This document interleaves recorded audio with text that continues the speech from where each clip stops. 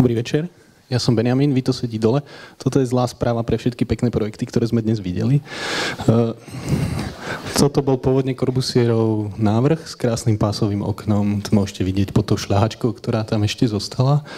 A je to celé, alebo toto celé sa odohráva v kolónii Fruže, nedaleko Bordeaux, ktorú navrhol Corbusier ako robotnícke mesto. Vľavo vidíte pred zásahom, vpravo po zásahu. No, je toho celkom dosť. Corbusier, zdá sa, že hodnoty v architektúre sa neveľmi celkom dobre znášajú s individualizáciou. Takže teraz by som vám chcel predstaviť taký náš trochu obskúrny výskum individualizácie. My sme sa zamerali na to, kde by individualizácia mohla dobre fungovať. Verejný priestor je miesto, kde je nadbytok možností, ako vidíte, nie celkom dobre naprogramovaných, zdá sa. Toto je jedno z najluxusnejších námestí v Bratislave, ktoré je naprogramované na to, aby ho ľudia akýmsi spôsobom používali. Sú tam také veci ako potvočík, lavička, amfiteáter a podobné. A my sme si mysleli, že taká pekná ikona individualizácie z predmestia, ako je betónový krb z Baumaxu, by mohli celkom príjemne zmeniť tento verejný priestor na taký priestor, ktorý bude naozaj individuálny a bude vyjadrením toho, po čom ľudia túžia, čo hľadajú. Dúfali sme, že keď presmerujeme tie túžby tam, kde je možné ich realizovať, tak architektúra by mohla zostať nedotknutá. Bola to taká milá provokácia, ale verili sme, že ľuďom sa to bude páčiť. No, nepáčilo sa. Toto je úryvok z internetovej diskusie. Zdá sa, že sme niecelkom trafili. Ľudia majú veľmi radi hodnoty, ktoré architekti nemajú radi a naopak. Takže sme sa rozhodli, že v tomto výskume musíme určite pokračovať a urobili sme taký fieldwork v Pardubiciach na projekte Off City. Toto je náš úžasný tím a zamerali sme sa na realizáciu povedzme verejných intimností.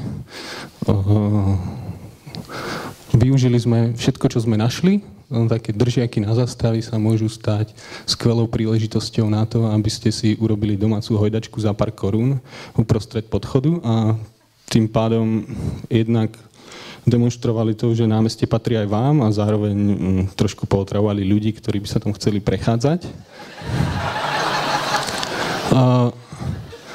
Keď niečo vymyslíte a funguje, to treba to opakovať a opakovať, takže tú hojdačku sme rozmiestnili niekoľkokrát po celom meste a fungovalo to celkom dobre, až na to, že ten štít vôbec nedržal, takže tam sa nedalo hojdať, ale to na tej fotografii nie je vidieť. Ďalším ponaučením, ktoré sme z toho získali, je, že keď zúžite verejný priestor na nejaký malý výsek, tak to dokonca pripomína domácu záhradu, takže môžete tam robiť také veci, ako zavesiť veľmi príjemné hamaky, do ktorých sa vám hneď niekto nasťahuje. Ďalšie ponaučenie je, že nech je to akokoľvek hnusné, ľudia to budú mať radi, ak je to iné. Takže je to hnusné, pani si tam sadla. Zdá sa, že individualizácia je presne to, po čom ľudia túžia. Ďalšie ponaučenie je, že napriek tomu, že to nie je autentické, že ten náš zásah má provokovať ľudí, aby vyšli von a robili to sami, ale napriek tomu, že sme to robili my a nebolo to autentické, tak sa našli nejakí ľudia a ďalšie ponaučenie je, že tí najmenší ľudia sú tí najvďačnejší ľudia, alebo majú najmenej predsudkov a radi sa s vami zahrajú vaše hry. Samozrejme došlo aj na grill a ponaučenie z tohto bolo, že vaše jedlo nikdy nechutí cudzincom, takže toto, čo sme uvarili, nikto nechcel zjesť. To už bolo asi príliš. Tento náš obskúrny výskum bol zakončený pomerne radikálne. Verejný priestor si vie postrážiť svoju anonymitu celkom úspešne a napriek tomu, že to bolo čiastočne povolené, tak zdá sa, že povolenia nestačia. Prečo sme to vlastne robili a prečo sa tým zaoberáme? Aplikujeme to aj v serióznejších projektoch, povedzme. Toto je projekt spolupráce našej a iného ateliéru Good pre Košice a Bordeaux do projektu City Vision. A to, čo sme sa vlastne naučili o individualizácii verejného priestoru, sme chceli využiť.